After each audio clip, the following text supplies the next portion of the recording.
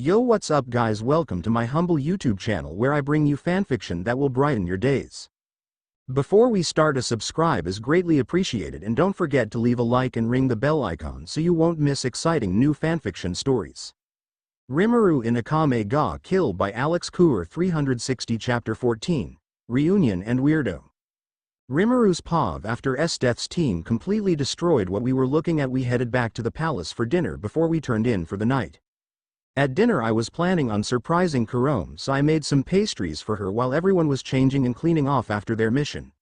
Using magic to cool them off, I had an entire platter full for dessert. I also made a side dish for the overall dinner. I wasn't going to make the entire dinner for 7 people when I have never met 5 of them. Once the group started filing in, I hid and put on my mask from Shizu, waiting for the right time to make my entrance. I was wearing my casual clothes and standing off to the side. I noticed a few people look over towards me, but nobody said anything.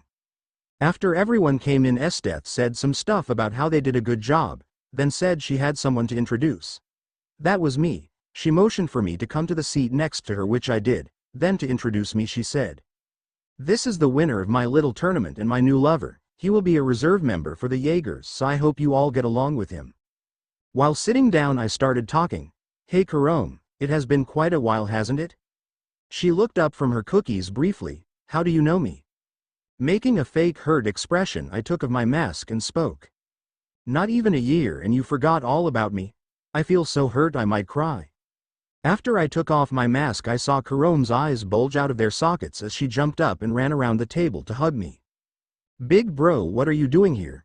After I got to my new unit I tried to look for you but you just disappeared." While she hugged me I saw Esdeath with a jealous look but seemed to understand that we were like family. I just patted her head and spoke. "After that mess I traveled around and came here to the capital a while ago and set up a food stand selling chips and other food I created. I always told you if being an assassin didn't work out, you and Akame could open a restaurant." Kurome looked at me straight in the eyes. "Have you seen Big Sis since she defected?" I couldn't tell her I have seen her a bunch. I had to lie, which I wish I didn't have to. Unfortunately I couldn't find her. All I've seen is her wanted posters along with those people apparently on her team. She looked a little sad at that but returned to a small smile as she walked back to her chair. While she was sitting down I added, "I made some pastries like we used to, so make sure you eat your dinner and then we can eat them." With a nod she sat down and started devouring her food, faster than I remember she used to. Everyone else was looking at me strangely, so I decided it was best to formally introduce myself. "To everyone else, my name is Rimuru and I guess we will be spending a decent amount of time together from now on." After that everyone introduced themselves to me. There was Wave, Run, Bowls, Seryu, and some absolute creep named Dr. Stylish. He kept looking at me like I was his next lab experiment. I want to kill him the most out of everyone in this room. Dinner was all around pretty good. After that everyone went to their rooms to sleep. I was wondering where I should go, but Esdeath did not leave that thought in my mind for long. "Come with me to my room. You will be sleeping with me from now on." I could feel the sweat on the back of my neck when she said that. What happens if she tries to do it with me and sees I don't have a son? I told her I was a boy, so how would I explain my lack of son? Well, it's not like she will try to have sex with me the first day we met, right? Well, once we got to her room she went to the bathroom to bathe while I just sat on the bed awkwardly. This feel like tonight is going to turn out poorly for me if I don't play this right. I don't want to end up in handcuffs or with someone sitting on my face. After a while Esdeath came back out in nothing but a white dress shirt half buttoned. If I was still human I have no doubt I would nosebleed. Why does she have to look so good in that? Damn it, I'm getting distracted. I need to get out of this situation. Esdeath walked over to me acting really seductive. I would be lying if I said it wasn't effective, but thankful I do not have human hormones or I might have done something that no gentleman would ever do. Instead I just blushed and looked away. Esdeath sat next to me, wrapping me in a tight hug. I could feel her cold breath on my neck and the slightly colder than normal feeling of her touch on my skin. I could hear her breathing getting heavier and more ragged. Holy shit, she is actually going to try to fuck me the day I met her. Thinking quickly I lay my head towards her chest and said, "After that tournament and starting a new life today I am really tired. Is it okay if I go to bed now?" I looked up at her with the most innocent eyes I could muster and I could see the hearts in her eyes. There's a time in my past life where I might have been willing to let a girl like this from an anime step on me and have their way with me, but since I was reborn I now want to avoid that at pretty much all costs. Death in response just pulled me closer and said, "It gets cold at night here, but don't worry, I will keep you warm. You will need your energy since tomorrow I will watch you spar with some of the members of the Jaegers."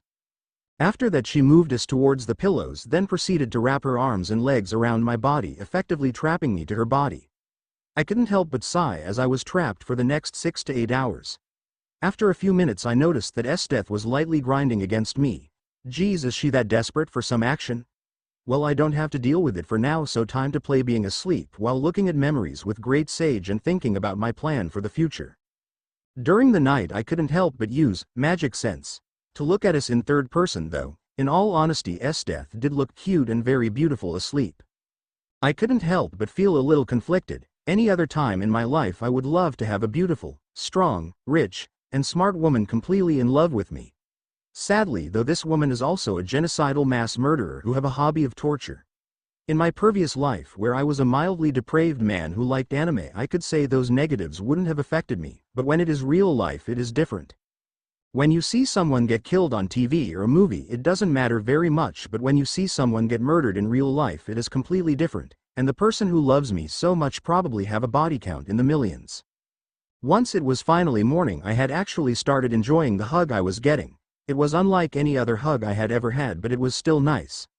I also realized that no matter what I might think, I can't bring myself to hate Death. I certainly don't condone what she does on a daily basis, but from the time I've met her she has been a little controlling, but also has done nothing but try to show that she cares for me. If it comes to it, I am sure I can fight her without hesitation with intent to kill. But for now that is not a fight to happen anytime soon. I still need Budo before I were to seriously try to fight her. The next day when she woke up she wouldn't let go of me either. I think she is actually extremely desperate for a genuine and caring relationship. I get the feeling that after her father died she never had anyone she had genuine feelings for and emotional stock in their well-being. After she finally got up and dressed we headed down to the training grounds to be tested. It seems the person I will duel is Kurome. I would think she is the most skilled with the sword after Death, so it should be good. Obviously I can win with my skills. I will make it close so that I do not look overpowered. Once we got to the field, Kurome began our spar and it was pretty challenging. Since the time when I last fought her she has gotten significantly better. It would be an extremely hard fight if I hadn't gotten future attack prediction, but even with that it was still difficult. If she was using her Tigu's ability I would lose if I didn't use some of my offensive abilities. After a long duel I won by a small margin and Kurome was sweating and I was mentally tired from such a long fight. When I looked to the side I saw that Dr. Stylish guy looking at me with an evil grin. I think he knows something. I have to find out what he knows and probably kill him. He gives me the weirdest vibes. While I was thinking about what I should do, Death ran over and tackled me with a hug and started praising me. "You were amazing, dear. You really are strong. I am so glad. I knew I was right to choose you. If only those scissors accepted you, then you would truly be an incredible force." "Well, that is an over-weaker Tigu, so it doesn't deserve you in my opinion. We will find you a really powerful one and then you will be one of the strongest Jaegers." While she went on and on I just relaxed into her hug while thinking about how she acts so different than I had expected. A part of me honestly enjoys my time with her. Maybe I am more open to her ideology because of my time with the monsters. I can definitely say she takes the philosophy she preaches too far, but I actually agree with the basic idea that the strong do what they want and the weak are taken advantage of to an extent. I definitely think that strong people shouldn't have to listen to weak people for any reason. Basically, the stronger you are the more freedom you have. I also decided that I am definitely killing this stylish freak. I actually don't mind my time with Death and Kurome, and on top of that I am gaining valuable information. I also feel for certain that if Death thinks I completely betrayed her, that she will go completely crazy and nobody will be safe. You could say she is a hyper yandere. Even if she will be my enemy, it is too cruel for me to emotionally hurt her and Kurome to such an extent when it is not needed. If I didn't know Akame, I would probably be fine with being friends with Death and maybe even eventually lovers. But the way it stands now, I don't think I would ever think of Death as a romantic partner.